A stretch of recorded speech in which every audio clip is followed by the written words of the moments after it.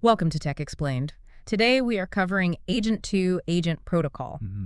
You're likely seeing more and more about AI agents automating tasks in the business world, and you're probably keen to understand how to make all that knowledge and automation work together effectively. And that really brings us to a central challenge, doesn't it? Yeah. In the realm of AI agents. Yeah. Picture this. Yeah. You have these incredibly capable AI systems, each designed for specific functions, maybe developed by different teams or even different companies entirely. Right. A frequent hurdle is that these agents, well, they struggle to communicate with each other. It's sort of like they're speaking completely different languages. Which really hinders collaboration, I imagine. Totally. It prevents them working together on bigger, more complex goals. Exactly. You might have one AI agent that's brilliant at analyzing, say, vast amounts of customer data, and another that excels at crafting compelling marketing content. Yeah. Classic scenario. But getting them to coordinate their efforts smoothly, that can be a significant obstacle. And that's where Agent or A2A comes into play. Right. Envision it as a kind of universal translator for these AI agents. That's a good way to put it. It's an open initiative, started by Google, aiming to set up a standard way for these digital minds to understand each other. Okay, an open driver. Precisely. Yeah. And our aim today is to really explore A2A for you. So we'll break it down. We want to give you a comprehensive understanding what it is, how it actually operates, behind the scenes. Right, it's important. Exactly, why it's gaining such importance now, and maybe how it stacks up against other ways systems talk to each other. Okay. By the end, you should have a pretty clear grasp of A2A's potential and its role in shaping where AI collaboration is heading. All right, let's unpack this then. So at its core, what exactly is this agent protocol all about? What's the fundamental idea here? Fundamentally, the agent-to-agent protocol is a standardized set of rules. Okay, rules. These rules essentially let AI agents, even those built on totally different systems, understand each other. Yeah. It's really focused on bridging that communication gap between disparate AI setups. Right, different origins. The main purpose of A2A is to facilitate a whole range of crucial interactions between these agents. Like what kind of interactions? Well, things like allowing them to discover what abilities other agents actually have, Right. to agree on how they can work together on a specific task, to efficiently share the information they need, Okay. and ultimately to securely get those tasks done. So it's really about transforming these individual AI systems into more of a collaborative team. Exactly. And there are several key principles behind how A2A was designed. Okay, what are those? Firstly, it's an open protocol. You mentioned that. What does open really mean here? It means it isn't owned or controlled by any single company. Anyone can use it. Ah. And importantly, anyone can contribute to its development and improvement. So community involvement. Right. That open nature is vital for encouraging wide adoption. Secondly, there's a major emphasis on interoperability.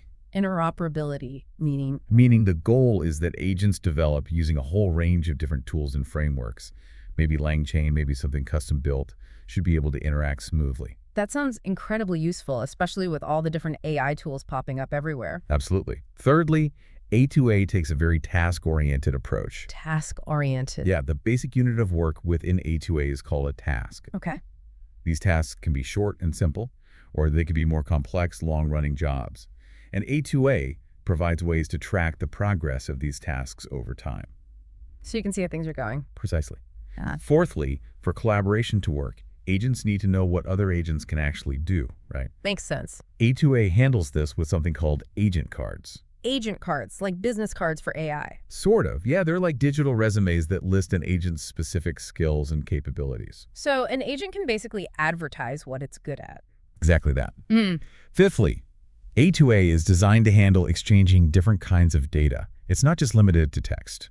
Oh, what are agents can exchange text, sure, but also structured data like JSON and even files. Files, too. Interesting. Yeah, that adaptability is key for real-world tasks that often involve different kinds of information. Sixthly, A2A is flexible in the types of interactions agents can have. Oh, so? It can support simple queries. One agent asks another a quick question, gets an answer back. Okay. But it also supports more complex stuff, like ongoing updates and notifications for those longer tasks. Right, like the tracking you mentioned. And finally, security. It's a fundamental piece built into A2A from the ground up. Agents can spell out their security needs, ensuring interactions happen securely. It really sounds like A2A is trying to cover all the bases for how AI agents might need to interact. That's the goal. The overarching aim, like you said, is to turn these often isolated AI agents into a truly collaborative digital workforce. By letting them communicate and cooperate easily and securely, A2A aims to unlock the potential for much more powerful and ultimately more useful AI systems. Okay, so we understand the goals and the principles. Now, let's dive into the mechanics. How does it actually work? You mentioned a few key components earlier. Yes. The A2A functionality really relies on three main parts working together. 3 parts. What are they? You have the client agent, the remote agent, which is sometimes called the A2A server, and the agent card. Okay, let's start with the client agent. What's its role in this picture? The client agent is basically the initiator. The one starting things off. Exactly. It's the agent that figures out, hey, I need this task done, and then it actively looks for other agents that have the skills to handle that task. It's the one that delegates the work. Got it. So it needs help. And the remote agent or A2A server? The remote agent or A2A server is an AI system that exists online. It has a web address. Like a website. Sort of, yeah. And crucially, this agent follows the rules set out by the A2A protocol. It listens for incoming requests from client agents. Okay. When it gets a request, it uses its own AI smarts to process it, and then it sends back the results or updates to the client agent as the task progresses. And the third piece was the agent card. You said this is how they find each other. Exactly right. The agent card is a public digital profile for a remote agent. Public. So anyone can see it? Generally, yes. It's typically hosted at a standard web location on the agent's website, often something like well-known-agent.json. Okay, a specific address? Yeah, and this card holds key info about the agent. What it can do, its capabilities, its network address, and any specific security rules that it has for talking to it. Ah, the security needs again. Right. Client agents use these agent cards like a directory to find suitable agents for a job before they even try to start a conversation. So it's like an AI agent checking a yellow pages of other AI agents and their skills first. That's a pretty good analogy, yeah. Yeah. Now let's walk through how a typical communication flows using A2A. Okay, step by step. It usually starts with that discovery phase we just talked about. Finding the right agent. Right. A client agent needs a job done, so it needs to find a remote agent with the right skills. It does this by grabbing the agent card from the potential remote agent's website. Okay. That agent card gives it all the details, what the remote agent can do, and importantly, how the client should communicate with it. All right, so the client agent has found a likely candidate using the agent card. What's next? The next step is initiation. The client agent sends a request to the remote agent's web address. Sends the actual job request. Exactly. A2A defines specific methods for this. For example, there's task send, which is usually for quick, straightforward tasks. Okay. For tasks that might take longer and need updates, the client would use a different method. Task send subscribe. Send subscribe. Okay, for longer jobs. Yeah, and this request includes the initial message, what needs to be done, and also a unique ID for this specific task. A task ID. Why is that important? That task ID is crucial. It's used to track everything related to this specific piece of work progress, any follow-up messages, the final result. Got it. So the remote agent gets this request with the task ID and starts working. Precisely. Once the remote agent receives the request, it processes it using its own AI capabilities, whatever that involves, language understanding, data crunching, etc. Now, for those longer tasks, the one started with task send subscribe. Yeah. The A2A protocol allows the server agent, the remote agent, to send real-time status updates back to the client. Oh, that's handy. How does it do that? It often uses a technology called server-sent events, or SSE. SSE. Yeah, it basically lets the server push updates to the client over a single persistent web connection without the client having to keep asking, are you done yet? Nice. So the client stays in the loop for complex tasks. Exactly. And sometimes, while processing, the remote agent might hit a point where it needs more info from the client to continue. Ah, like it needs clarification. Right. If that happens, the task goes into an input required state. Okay. And then the client agent can send additional messages using that same task ID, providing the needed details. It would use task send or task send subscribe again for that. So there can be a back and forth all tied to that original task ID. And then how does it finish? What's the final stage? The final stage is completion. Once the remote agent successfully finishes the job, it returns the final result to the client. The result. Yes, and this result is packaged up as something called an artifact, We can talk more about artifacts in a second. Okay. For those long task send subscribe tasks, the client will either get that final artifact or maybe just a notification saying task complete. Right. It's also worth noting, tasks don't always succeed. They can also end up as failed if something went wrong or canceled. The client gets notified in those cases too. Okay, that makes sense. Failed or canceled is also an outcome. That gives a good picture of the flow. You mentioned some key communication bits like tasks, messages, parts, and artifacts. Let's zoom in on those, starting with the task. Right. As we touched on, the task is really the fundamental unit of work in A2A. The job being done. Exactly. It's that specific thing the client wants the remote agent to do. Yeah. Each task gets that unique task ID we talked about, so all the related chat and updates stay together. Uh-huh. And importantly, a task moves through a defined set of states during its life. States. Like statuses. Yeah, statuses. Yeah. Like submitted when it's first sent, working when the remote agent is actively on it, input required if it needs more info. Right, we covered that. Completed when it's done successfully, failed if it errored out, and canceled if it was stopped early. So the task is the main container for the work, and it has this clear life cycle. What about a message then? A message represents a single turn in the conversation about a specific task. Just one back and forth. Essentially, yeah. It's an exchange between the client agent, who's seen as the user in this context, and the remote agent. A task might involve just one message, or it could involve many messages going back and forth until it's done. Okay. And within these messages, you mentioned parts. What are those? Yeah, so both messages and artifacts, the final output, are made up of one or more basic content elements called parts. Parts. The building block. Exactly. They're the fundamental pieces of information being exchanged. Yeah. A2A defines several different types of parts to handle different kinds of content. Okay, can you give some examples of these part types? Sure. The simplest is the text part. As the name suggests, it's just for regular text content. Straightforward. Yep. Then there's the file part. This lets agents send files to each other. Files, right. Yeah. How does that work? Well, the file can either be embedded directly in the message as data, or it can just be a web address, a URL, pointing to where the file can be downloaded. Useful for documents, images, that sort of thing. Okay, embedded or linked. And the last one? The last main one is the data part. This is used for sending structured data, usually in JSON format. JSON? Yeah, JavaScript object notation. It's a standard way to structure data with keys and values. Very common on the web. And why use that? It's great for exchanging more complex information, like filling out a form, sending configuration settings, or sharing structured results from data analysis. I see. So these different part types give it the flexibility to send text, files, or structured data within the A2A system. And then there was the artifact. What exactly is that again? Right, the artifact. Think of it as the output, the result, the deliverable that the remote agent produces when it performs a task. The final product. Exactly. And just like a message, an artifact can be made up of one or more of those parts we just discussed. Okay, so it uses the same building blocks. Yeah. For example, if the task was to summarize a document, the artifact might contain a text part with the summary text. Makes sense. If the task was to generate, say, a graph based on some data, the artifact might contain a file part with the image data for the graph, or maybe a link to it. Or if the task involved processing data and creating a structured report, the artifact could contain a data part with that report structured in JSON. So the artifact is the end result of the task, and it can combine these different content parts, just like the messages used during the process. That seems logical. Now let's get a bit more technical.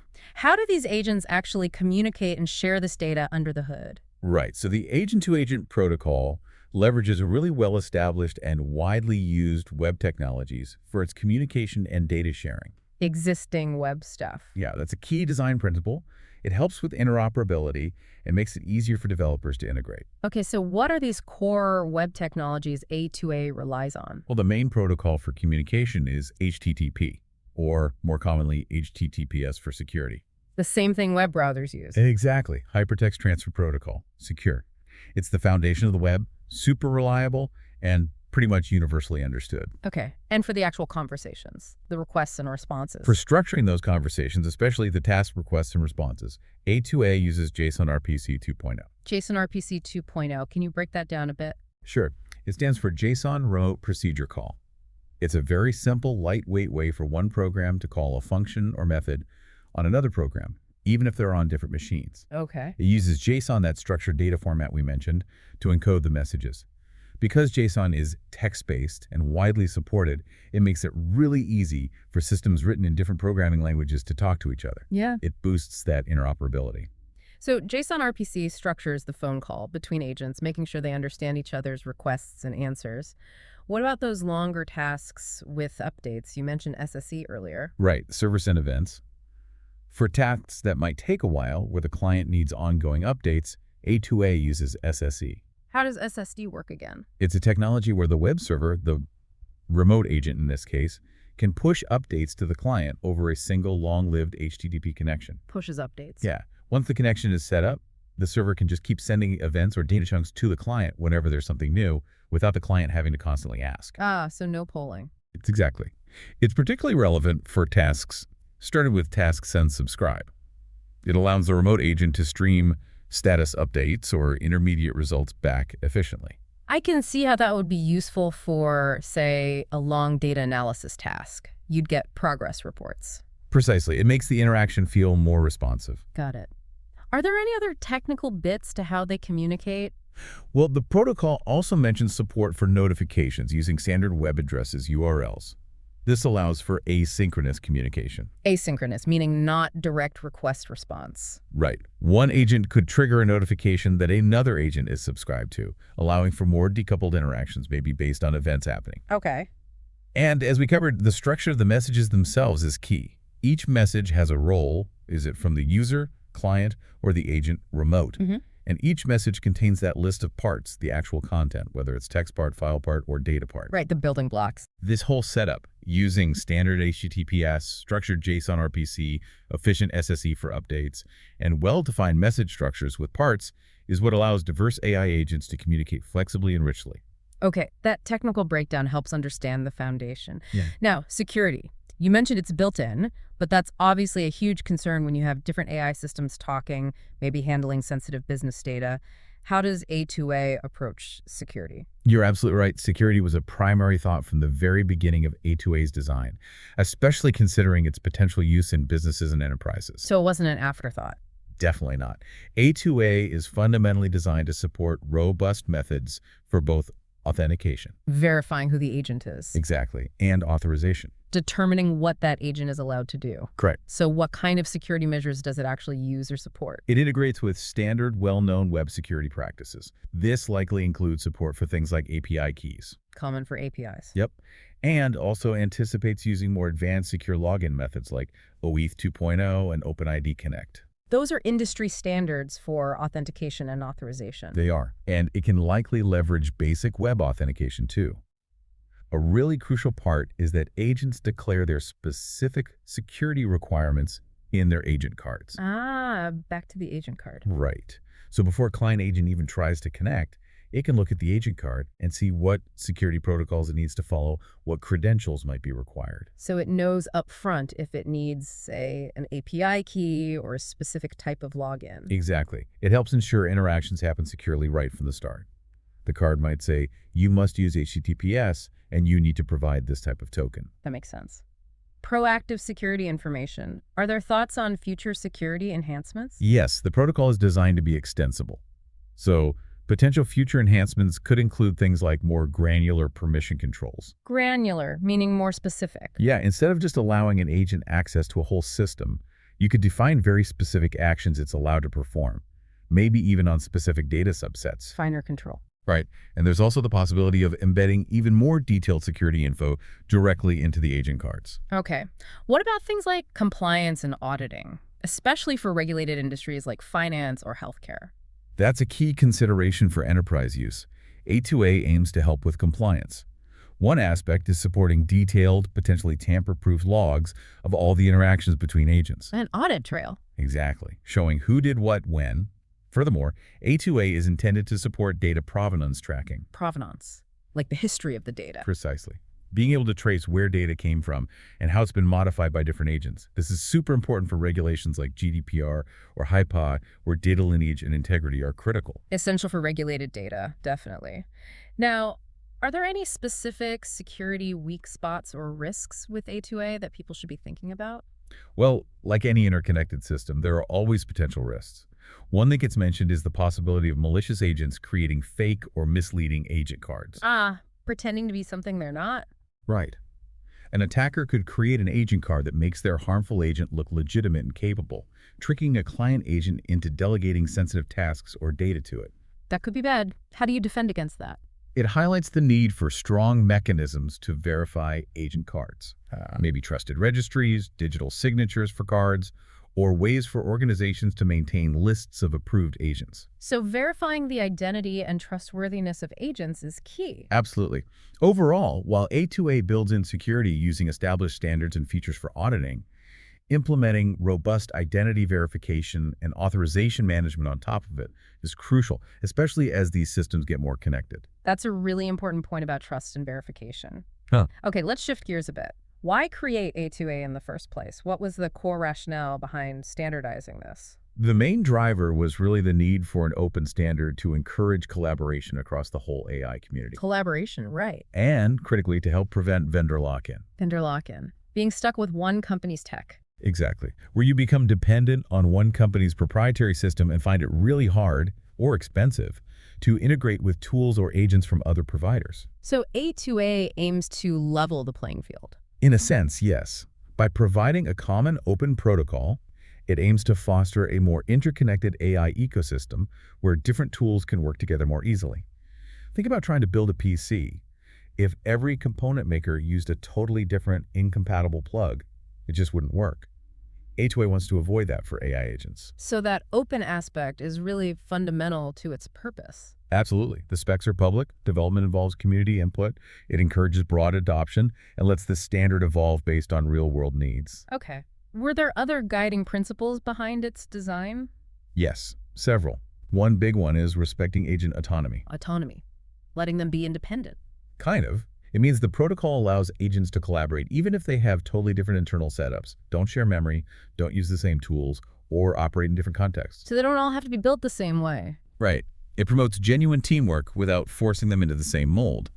Like different departments in a company, they have their own tools and methods, but can still work together using common communication. That's an interesting idea, collaboration without uniformity. What else guided the design? Another key principle was leveraging existing solid web standards. Like HTTP and JSON RPC. Exactly. Building on familiar tech makes it easier for developers to adopt and integrate A2A. Plus, you benefit from the robustness of those underlying standards. Makes sense. Don't reinvent the wheel. Right. And as we discussed, security by design was baked in from the start. The protocol also explicitly supports long-duration tasks, recognizing that many real-world jobs aren't instant. So it had those mechanisms for updates and notifications. Right, the SSE part. And finally, it was designed to handle diverse data types, not just text, but potentially audio, video, files, structured data, because real collaboration often requires sharing more than just words. It sounds like a pretty thoughtful approach, balancing flexibility with the need for a common standard. You mentioned Google started it, but other companies are involved. Yes, Google initiated A2A, but it's very much presented as a collaborative effort. Reports mention over 50 other tech companies have been involved in discussions or providing feedback. 50? That's quite a few. It is. And that strong industry interest is a significant sign that there's a real perceived need for this kind of standard. It definitely increases the chances of wider adoption. Okay. Now, how does A2A fit in with other related initiatives? For example, I've heard about Anthropic's Model Context Protocol, or MCP. How do they relate? That's a really relevant question, and there's been some discussion about it. Yeah. It's important to see them as addressing slightly different, though related, parts of the AI agent puzzle. Different angles. Yeah. Anthropic's MCP focuses primarily on equipping an individual AI agent with the tools and information it needs to do its job. Like giving it the right resources. It's exactly. Think of it as standardizing how an agent accesses knowledge bases, APIs, databases, the resources it uses internally. MCP might define how an agent calls a weather API, for instance. Okay, equipping the individual agent? Right. A2A, on the other hand, focuses on the direct communication and collaboration between different autonomous AI agents. How they talk to each other. Precisely. It's about how those individual agents, maybe equipped via MCP, can then work together on a shared task. So they're not competitors necessarily, they're complementary. That seems to be the prevailing view. A useful analogy someone used is, MCT provides the socket wrench, the specific tool or data access an individual mechanic the AI agent needs. Okay. A2A is the conversation between multiple mechanics as they work together to diagnose a tricky problem on the car. I like that analogy. MCP is the tool, A2A is the teamwork communication. Exactly. MCP standardizes how an agent uses its tools and data. A2A standardizes how multiple agents coordinate.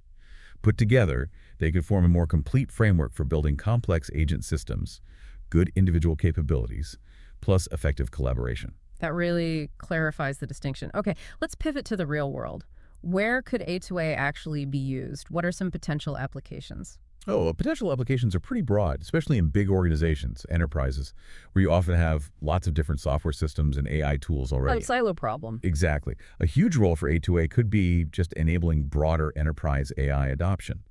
By giving a standard way for agents built on different platforms, maybe by different vendors, to talk across a company, A2A can help break down those silos. And automate more complex processes. Absolutely. It can significantly improve the automation of processes that span multiple systems or departments. Think about a large company with different AIs for sales forecasting, CRM, inventory.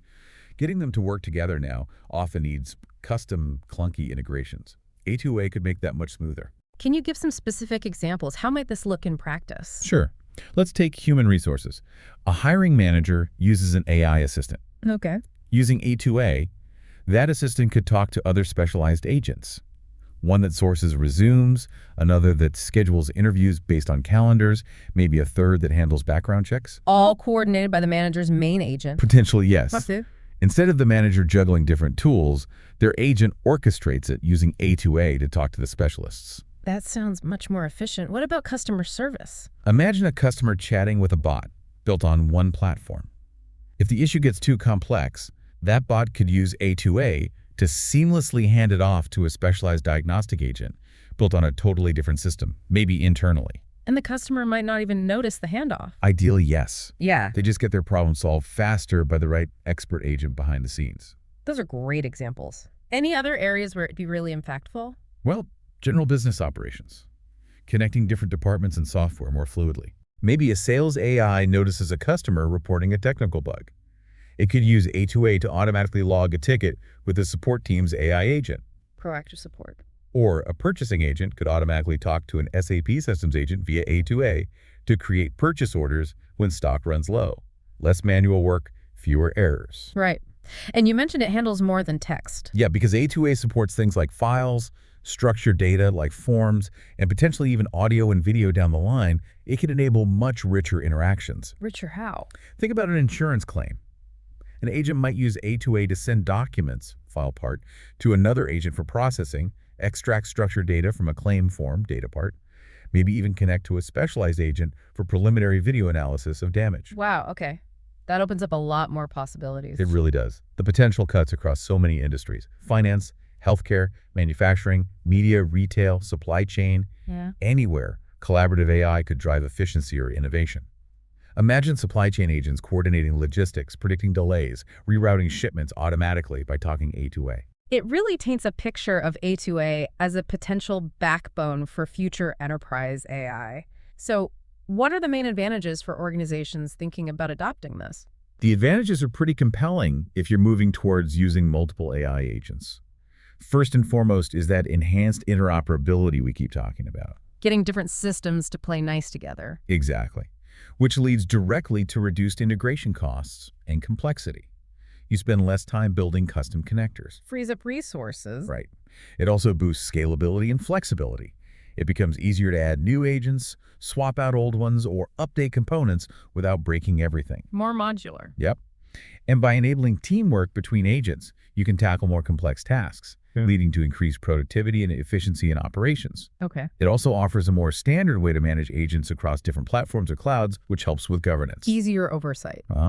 Plus, that built-in support for long-running tasks with feedback is crucial for many real business processes. Right, not everything is instant. And the fact that it's modality agnostic, handles different data types, allows for those richer, more versatile interactions. Text, files, data. Exactly. Ultimately, adopting A2A could really foster innovation, allowing companies to build more powerful agent systems that deliver more value. Okay, sounds like a strong case for the benefits. But realistically, every technology has downsides or challenges. What are some of the potential drawbacks or criticisms leveled at A2A? That's fair. It's important to see both sides. One concern sometimes raised is the potential complexity of the protocol itself. Too complex. How so? Some feel it might be trying to do too much discovery, capabilities, long tasks, maybe even UI updates eventually. This broad scope could make it a bit daunting for developers to fully grasp and implement correctly. Trying to boil the ocean, perhaps? Possibly, yeah. Another point is scalability, especially looking way ahead. If you have millions, maybe billions of agents out there, the current discovery method based on web addresses and agent cards might struggle.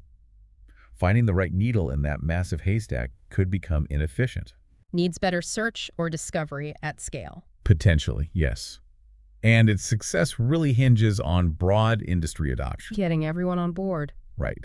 If major players like OpenAI, Anthropic, and others don't fully embrace it, its value as a universal standard will be limited. It needs critical mass. Network effects. Exactly. Then there are the security risks we touched on. More connections mean more potential attack surfaces if things aren't locked down properly, and that risk of fake agent cards. Trust is paramount. Absolutely. Also, the current protocol doesn't seem to have clear rules for how agents should resolve disagreements if they have conflicting information or goals while collaborating. Conflict resolution for AIs. Interesting problem. It could be. And finally, as these interconnected systems get more complex, there's the risk of opacity. It might become harder for humans to understand why a system of agents reached a certain decision. The black box problem, but potentially bigger. Could be, yeah. Making auditing or challenging outcomes difficult. Those are definitely important considerations as A2A develops. Now, to give listeners even more context, how does A2A compare to some other communication protocols out there, maybe FIPA ACL? Yes, comparing it helps position it. Let's start with FIPA ACL, the agent communication language from the Foundation for Intelligent Physical Agents. Okay, A2A versus FIPA ACL. What's the difference? Both aim to help agents communicate, but they come from different places. A2A is focused on practical interoperability, using common web tech like HTTP and JSON RPC. Maybe easier for web devs to pick up. Okay, pragmatic. FIPA ACL is more formal, based on academic speech act theory. If the messages have specific structures like performatives, it's an official IE standard. More theoretical, standardized. Right. A2A uses HTTPS SSE for transport. FIPA ACL is transport independent, but often uses things like IOAP. Some find A2A potentially easier to use in today's web world, while FIPA ACL, though robust theoretically, can be complex. Think of FIPA ACL as a very precise grammar. A2A is a more flexible web-based language. Got it. So A2A is more web native, maybe less formal than FIPA ACL. How about comparing A2A to just plain HTTP, since it builds on COP specifically for agents. adds value beyond basic HTTP? Definitely. HTTP is just about fetching resources, like web pages. A2A defines how agents should structure their requests and responses for tasks, using JSON RPC parts, how they manage the task lifecycle, task IDs, states, and how they discover each other, agent cards. So it specializes HTTP for agent needs. Exactly. HTTP is the road. A2A provides the specific traffic rules and communication conventions for AI agents using that road. Okay, that clarifies it. What about XMPP, the messaging protocol? Right. XMPP, Extensible Messaging and Presence Protocol. It's mainly known for real-time chat and presence updates. Think instant messaging. So different focus. Yeah.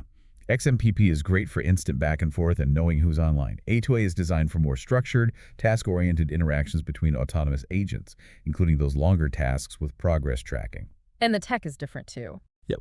XMPP typically uses XML, while A2A uses JSON RPC. So XMPP is more like quick chat. A2A is more like formal task delegation and reporting between systems. Okay, different use cases. How about DDS, Data Distribution Service? DDS is quite different again. It's all about high performance, real-time data sharing using a publish-subscribe model. Publish-subscribe. Yeah. Entities publish data to topics, others subscribe to topics they care about. It's common in robotics, industrial control, finance systems needing fast, continuous data flow. So not request response like A2A. Generally not. DDS is decentralized, data-centric. A2A uses a more direct client-server or client-remote agent model for specific task requests and results. DDS for continuous streams. A2A is for discrete tasks and collaboration. Okay, DDS for real-time data streams, A2A for task collaboration. Last comparison. How does A2A stack up against gRPC, Google's own RPC framework? Another good comparison. gRPC is a popular high-performance framework often used for communication between microservices. Like A2A, it helps systems talk. Yes. Both enable remote procedure calls, but gRPC typically uses HTTP2 and protocol buffers for efficiency, especially in high-volume scenarios. A2A uses HTTPS and JSON RPC. Technical differences. What about the focus? gRPC is a general-purpose RPC framework for distributed systems. A2A is specifically tailored for AI agent communication. It has those agent-specific features like agent cards and task management built in, which aren't part of core gRPC. So A2A adds an agent-specific layer on top of the general idea RPC. Exactly.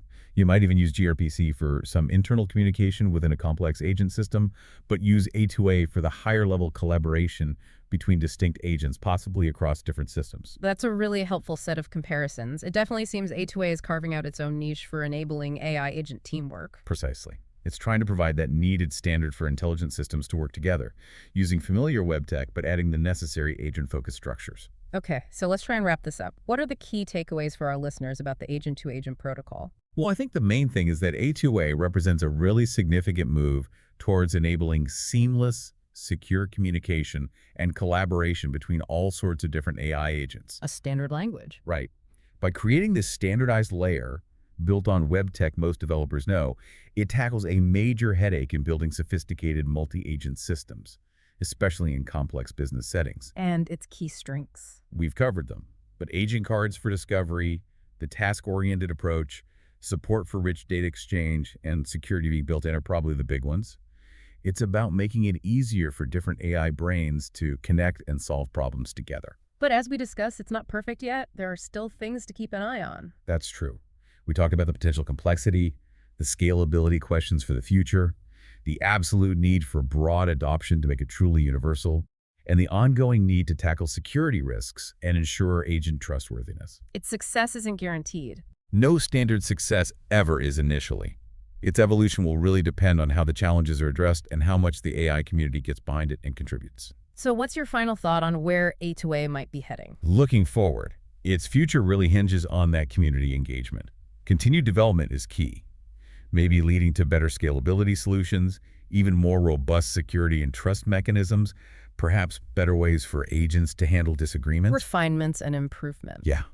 If it does gain traction, A2A really could unlock a new level of interoperability for AI. It could pave the way for more powerful, versatile, truly collaborative AI systems that can tackle problems we can barely imagine today.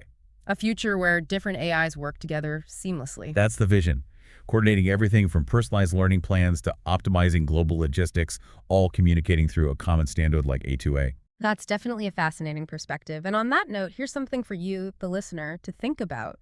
What new possibilities, what transformations in work, in technology might really open up when these digital entities, these AI agents, can truly collaborate without friction? It's certainly something to mull over. Thanks for joining us for this discussion about the agent-to-agent protocol.